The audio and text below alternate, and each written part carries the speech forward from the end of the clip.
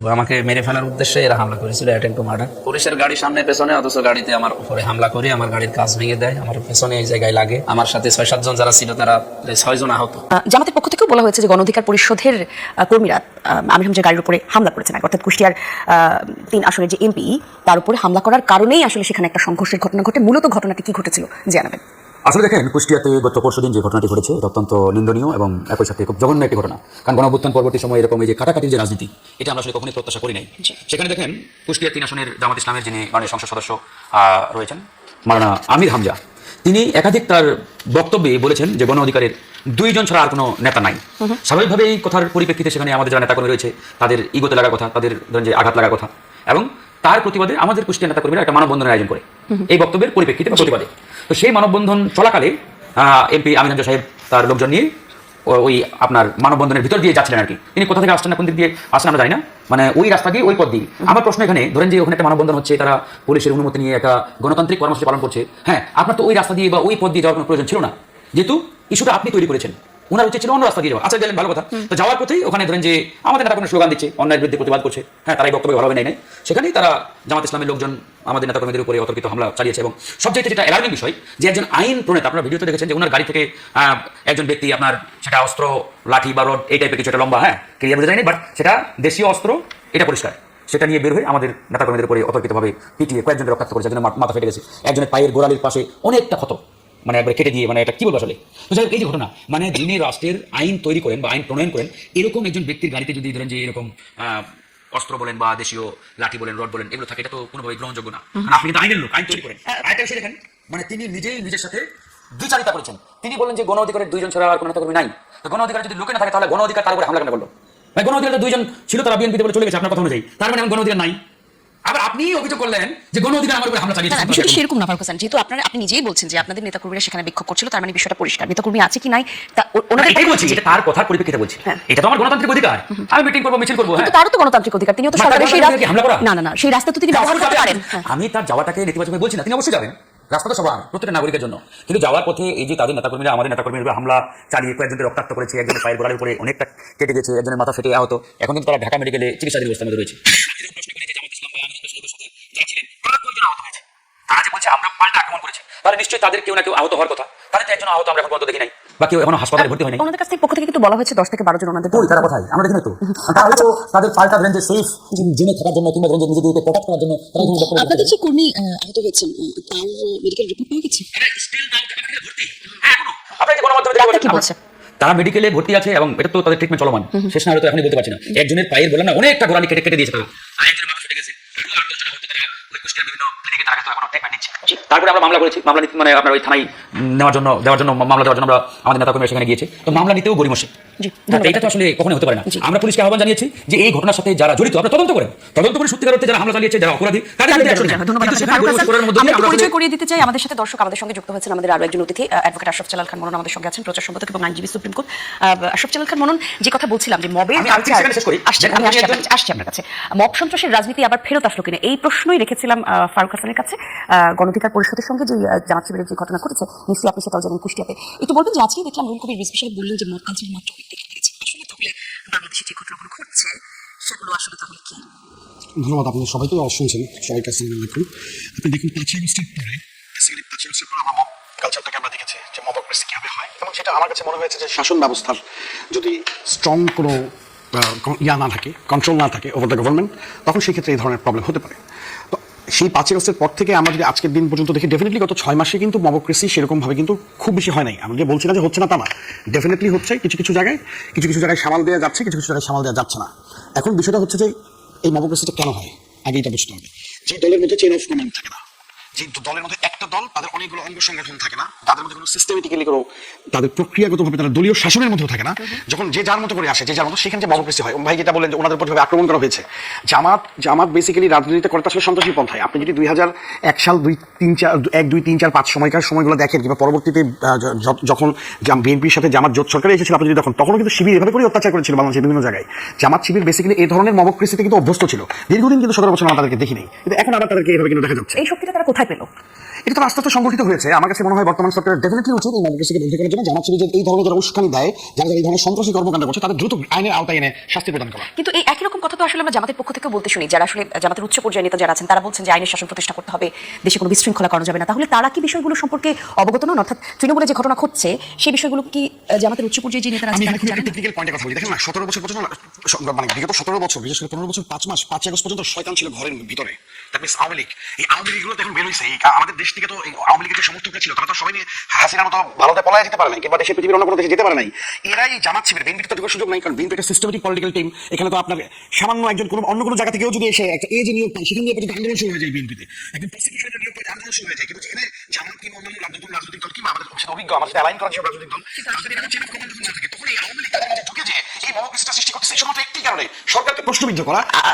পরিষ্কার। আপনার কাছে আরেকটি প্রশ্ন রেখে আমরা আরেকজন অতিথির কাছে যাবো। সেটি হচ্ছে যে 15ই আগস্টকে কেন্দ্র করে আমরা দেখেছি ধানমন্ডিতে প্রচুর বিশৃঙ্খলার ঘটনা ঘটেছে, মারামারি হচ্ছে, পুলিশ সামনে দাঁড়িয়েছিল, একটা জটিলতার পর তারপর পুলিশের কাছে আসলে পরিবেশ উঠে গেছে। তাহলে ওগুলো আবার কারা করছে? জামাত শিবির চাচ্ছে, সরি আওয়ামী লীগ চাচ্ছে জামাত শিবিরের মাধ্যমে হোক, নিজেদের মাধ্যমে হোক, দেশের মধ্যে একটা অস্থিতিশীল পরিবেশ সৃষ্টি হয়েছে, এই জিনিসটাকে প্রমাণ করার জন্য। আপনি বলছেন যে আওয়ামী লীগ নিজেরাও ঝামেলা করছে, আওয়ামী লীগ জামাতের ভিতরে ঢুকেও ঝামেলা করছে। আমি আপনাদেরকে আবার বলছি জনগণের উদ্দেশ্যে, যেখানে 17 বছরে জামাত শিবিরকে আমি কিন্তু জামাতকে প্রোটেকশন দিচ্ছি না, আমি বলতে যাচ্ছি জামাতের ওরা তো গুপ্ত ছিল। বেসিক্যালি তারা তো তাদের নিজের পরিচয় দেয় নাই বলে আমরা তো তাদের জানি না যে তাদের কোন ইউনিটি কোন নেতা, জামাতের কোন নেতা, মহানগরের কোন নেতা, শিবিরের কোন নেতা। আওয়ামী লীগ এটাকে একটা শেল্টার হিসেবে নিচ্ছে। আওয়ামী লীগের বিভিন্ন ছোটখাটো যারা নেতাকর্মী ছিল তৃণমূলের, তারা এদের মধ্যে ঢুকে বিভিন্ন মবক্রেসের সাথে অ্যাটাক হয়ে যায়। একটি প্রশ্ন আপনার কাছে রেখে যে আপনি চিন্তা করেন যে আসলে 17 বছর একটা লম্বা সময়, আওয়ামী লীগের যে নেতাকর্মীরা 17 বছর আওয়ামী লীগের দল বা তাদের সমর্থন দিয়েছে, তারা সবাই কিন্তু সরব, তারা সবাই বাইরে ছিল, পূর্ণ শক্তি নিয়ে তারা সবসময় মাঠে ছিল, তারা দলের সাথে সহযোগিতা করেছে। আমি প্রশ্ন রেখে যাচ্ছি, আমি আপনার কাছে উত্তরটা নিব। কিন্তু আসলে লুকিয়ে থেকে তৃণমূলের নেতাকর্মীরা এখন অন্য দলে যোগ দেওয়ার সেই সুযোগটা আছে কিনা, এই প্রশ্নের উত্তর আপনার কাছে নিব। আমরা একটু ব্যারিস্টার ওমর ফারুক আপনার কাছে আসতে চাই। যে ঘটনা এখন আসলে বাংলাদেশে ঘটছে, একজন আইনজীবীর দৃষ্টিকোণ থেকে আপনি বলবেন যে মব কালচারের যে উত্থান হলো, কখন কোথা থেকে হলো তা তো আমরা ধারণা করতে পারি। এখন কেন আসলে এই জটিলতাকে কমানো যাচ্ছে না? বাংলাদেশে আইন শৃঙ্খলা পরিস্থিতির উন্নতি আদৌ হলো কিনা? ধন্যবাদ আপনাকে। প্রথমে তো মবটা ডিফাইন করতে হবে, আর ব্যারোমিটার কি সেটা ডিফাইন করতে হবে। 17 বছরে যে মব হয়েছে সেটার সাথে এখন তুলনা করতে হবে। মব কিন্তু বহু আগ থেকেই কিন্তু এটা চালু হয়েছে। গণধোলাই বলেন, নারায়ণগঞ্জের একটা মাকে পাগলি বলে বা কিছু বলে হত্যা করা বলেন, এই ধরনের ঘটনা বাংলাদেশে অহরহ ঘটেছে। 17 বছরে তো বিএনপি আর জামাত বলে যে মব হয়েছে, যাকেই ধরা হতো মেরে রক্তাক্ত করে থানায় দিত, থানায় মামলা নিত না, বরঞ্চ তাকে আসামি করে রাখতো, হসপিটালে অ্যাক্সেস পেত না। এই ফারুকরাও কিন্তু ওনারা আন্দোলন করতে গিয়ে হসপিটালে অ্যাক্সেস পায় না। আমি গণস্বাস্থ্য কেন্দ্রে একবার ওনাদের দেখতে গেছি, তাও লুকিয়ে চিকিৎসা দিয়েছে গণস্বাস্থ্য জাফরুল্লাহ। এখন মবটা ব্যাপকভাবে জনপ্রিয়তা লাভ করেছে আমাদের বিশ্ববিদ্যালয়গুলোতে। যেই সরকার যখন ক্ষমতায় থাকে, ওই সরকারের এই ছাত্র সংগঠনগুলো ফলোইং মর্নিংয়ে সরকার গঠনের সাথে সাথে সব দখল করে নেয় এবং দখল করে এই মব টাইপ করে যারা তার বিরোধী মত তাদেরকে বিতাড়িত করে। এটা ভাইস ভার্সা। আপনি যদি ব্যারোমিটারে আসি যে এটা আপনি এখন যেটা দেখছেন চলমান আছে, কিন্তু আপনি যদি ওইটার সাথে কম্পেয়ার করেন, আমি বলছি যে আপনি দুইটা যুগের সাথে কম্পেয়ার করেন, আমরা আস্তে আস্তে দুইটা থেকে বেরিয়ে আসছি। তবে আমি যেটি বলি এটি কোনো অবস্থায় কাম্য না। ফৌজদারি অপরাধ, আপনার কোনো রাইট নেই। আমি যদি আপনার থ্রেটের কোনো কারণ হই, আপনার কিন্তু একটা প্রসিজার আছে, রুল অফ লয়ের একটা প্রসিজার আছে। আপনি থানায় যাবেন, থানায় মামলা না নিলে কোর্টে যাবেন। যদিও আমাদের এই থানা কোর্ট এগুলো ঠিকমতো ফাংশন করে না করলেও এখনো পর্যন্ত এই সিস্টেমটা আছে।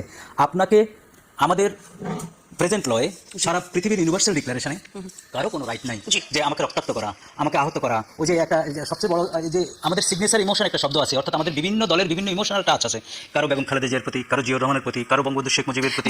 তো আমি বলে যাচ্ছি, আমরা কিন্তু এই কাউকে আমরা টলারেট করি না। আমাদের ইমোশনাল যে সিগনেচার ইমোশনাল যে শব্দটি, যে আমরা বিভিন্ন সময় বিভিন্ন মানুষ মত, ইভেন শাহজালালের মাজারের প্রতি যার শ্রদ্ধা ভালোবাসা, ইভেন অন্যান্য ওই যে ফকির মাজার কি আছে না, পাগলা মসজিদ ভালোবাসা, এগুলো আমরা যারা এই ভালোবাসার বিরুদ্ধে আমরা বল প্রয়োগ করে আমরা তাদেরকে দমাতে চাই। এই জিনিসটা থেকে বেরিয়ে আসতে হলে সমন্বিত প্রয়াস দরকার, অর্থাৎ পলিটিক্যাল অ্যাওয়ারনেস দরকার। যেই পলিটিক্যাল পার্টিগুলো সোচ্চার রাজনীতিতে এবং রুল অফ লয়ের কথা বলে তাদের সোচ্চার হতে হবে। কিন্তু আমরা সবচেয়ে আমার বিস্ময় লাগে যে এই ঘটনাগুলো নিয়ে আমরা এত ব্যতিব্যস্ত থাকি। এই হাঙ্গামার রাজনীতি উপমহাদেশে সবচেয়ে বেশি, এই হাঙ্গামার রাজনীতি নিয়ে বেশি ব্যস্ত থাকি, আমরা বেসিক নিড নিয়ে কথা বলছি না। সুতরাং আপনি যে প্রশ্নটা উত্থাপন করেছেন, এই মব শব্দটি এই গত 2 বছর এত বেশি পপুলার করা হয়েছে, নানাবিধ কারণে পপুলার করা হয়েছে। আমি তো মনে করি এটা পপুলার করা হয়েছে পাবলিক যখন অলিগার্কদের ধরা শুরু করেছে, তখন অলিগার্কদের একটা বন্দোবস্ত, তাদেরকে প্রোটেকশন দেওয়ার জন্য এই মব শব্দটা আমাদের জাতির উপর চাপিয়ে দিয়েছে এবং চাপিয়ে দিয়ে তখন পাবলিক এমন এক অবস্থায় গেছে, তখন আর তার যদি দেখে একটা বড় অলিগার তার পাশ দিয়ে হেঁটে যায়, তখন ভয়ে সে কিছু করে না। এটাকে মিনিমাইজ করতে হবে, মাঝামাঝি আনতে হবে। অর্থাৎ পাবলিকের যে একটা ডিউটি টুয়ার্ডস দ্য নেশন, যে আমি একজন খারাপ লোক আমার কাছ দিয়ে যাচ্ছে, আমি অ্যাটলিস্ট থানায় বলবো আমার খারাপ লোক একজন দিয়ে যাচ্ছে। বুঝতে পারছি, জি, ধন্যবাদ করতে হবে। আপনাকে। বিরতির পর আবার আলোচনায় ফিরবো। মব ধরনটাকে আমরা ডিফাইন করতে হবে ফার্স্ট, বুঝতে পারছি। ডিফাইন করে আমরা তখন ওইদিকে যেতে হবে। জি, ধন্যবাদ আপনাকে। দর্শক, আপনারা আমাদের সঙ্গে থাকুন। নতুন বাংলাদেশ দেখছেন, একটা বিরতির পর আলোচনায় ফিরবো। চাইলে প্রশ্ন রাখতে পারেন, সোশ্যাল মিডিয়াতে সরাসরি সম্প্রচারিত হচ্ছে অনুষ্ঠান। আরেকবার আমন্ত্রণ দর্শক, নতুন বাংলাদেশ দেখছেন। আপনারা তিনজন অতিথি নিয়ে আমাদের আজকের আয়োজন। বিষয় ঠিক করেছি মব সন্ত্রাসের রাজনীতি। আশরাফ জালাল খান মনন, যে বিষয়ে আপনার কাছে কথা বলতে চাই, দীর্ঘদিনের মব কালচারের বিরুদ্ধে বিএনপি এখন বেশ সরব, তারা কথাও বলছে, এবং ছাত্রদলের বিরুদ্ধে যদিও বারবার ক্যাম্পাসে হামলা, সংঘর্ষ, মব এসবের অভিযোগ উঠে, তাহলে বিএনপি রাজনৈতিকভাবে সেই সবের দায় নেবে কিনা, এই কারণে এই প্রশ্ন করছি। দেখেন, আজকেও ঢাকা বিশ্ববিদ্যালয়ে যে ঘটনা ঘটে গেল, এই ঘটনার কিন্তু একটা দুই রকম অভিযোগ আছে।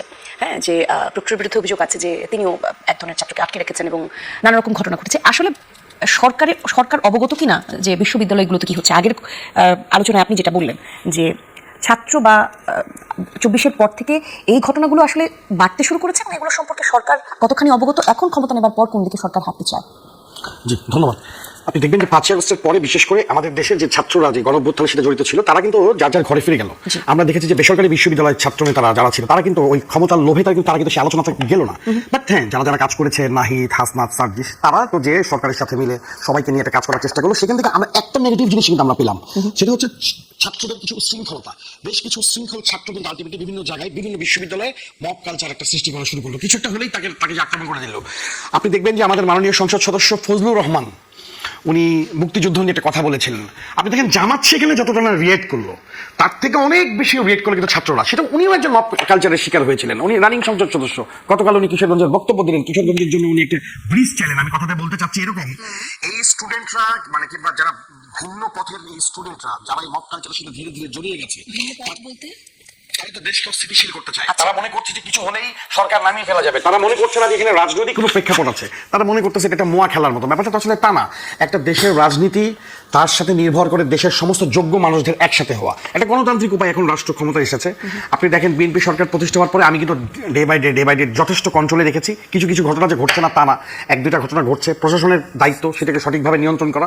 বাট আমাদের দলীয়গতভাবে আমাদের ছাত্র দলের অসংখ্য ছেলে, এমনকি বিভিন্ন ইলেকশনগুলোতে, বিশেষ করে বিশ্ববিদ্যালয় নির্বাচনগুলোতে আমরা দেখেছি ছাত্র শিবির এবং বেশ কিছু ছাত্র যারা বিভিন্ন বর্তমান অন্যান্য ছাত্র সংগঠনের সাথে জড়িয়ে আছে, এনসিপি থেকে বিভিন্ন ছাত্রদের ছাত্র সংগঠনের সাথে জড়িয়ে আছে, তারা কিন্তু নানানভাবে মব সৃষ্টির সাথে জড়িত এবং এটার সুযোগটাই নিচ্ছে। বেসিক্যালি আমি যেটা বলতে চাচ্ছি, এখন যদি এনসিপি নিজেদেরকে শুধরেও নেয়, এখন যদি শিবির নিজেকে শুধরেও নেয়, আমার কাছে মনে হচ্ছে এখনো ওই পরিমাণ ছাত্রলীগের কর্মীরা আছে যাদের নাম আমরা জানি না, যাদেরকে আমরা আইডেন্টিফাই করতে পারি না, তারা মব সৃষ্টির মাধ্যমে বাংলাদেশের যে কোনো একটি ঘটনাকে তারা বড় পরিক্রমায় দেওয়ার চেষ্টা করবে। এই কারণে আমার মনে হয় আমাদের যারা বর্তমানে সরকার আছে, বিরোধী দল আছেন, সকল রাজনৈতিক শীর্ষ নেতাদের নিয়ে এই বিষয়ে অবশ্যই সঠিক সিদ্ধান্ত গ্রহণ করার সময় এসেছে বলে আমি। ধন্যবাদ আপনাকে।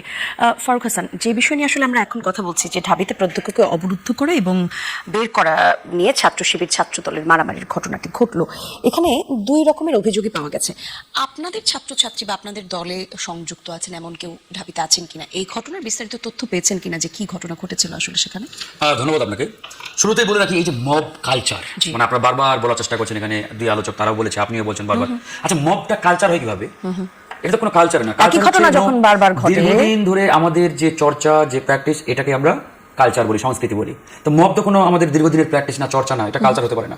মব হচ্ছে একটা কালচারের পথে কিনা সেই প্রশ্নই করব। মব হচ্ছে একটা অবৈধ কাজ, ইলিগাল অ্যাক্টিভিটি। বাংলাদেশের বিদ্যমান আইন অনুযায়ী এটা একটা ফৌজদারি অপরাধ। যেই বা যারা মবের সাথে যুক্ত করেছে বা করবে, অবশ্যই তাদেরকে আইনের আওতায় এনে বিচারের মুখোমুখি করতে হবে। ঢাকা বিশ্ববিদ্যালয়ে FR হলে সম্ভবত এই ঘটনাটি ঘটেছে। সেখানে প্রক্টর সহ, মানে যে অভিযোগটা ছাত্র শিবিরের পক্ষ থেকে করা হয়েছে, যে ছাত্র দল এবং প্রশাসন মিলে বোধহয় শিবিরের কয়েকজনকে আটকে বা একজনকে নির্যাতন করছে ইত্যাদি এরকম আর কি। তো যাই হোক, আমি আসলে ঘটনার ভিতরে ঢুকতে চাই না। আমি শুধু এতটুকুই বলতে চাই যে মব যারা করবে, সেটা যে দলেরই হোক। আমরা একই সাথে দেখলাম সাভারের গণ ইউনিভার্সিটিতে, সেখানে এক দম্পতিকে কিছু শৃঙ্খল শিক্ষার্থী গিয়ে প্রহার করেছে। পরে জানা গেছে যে তারা বিবাহিত দম্পতি। কি অভিযোগ? যে লিভিং টুগেদার করছে।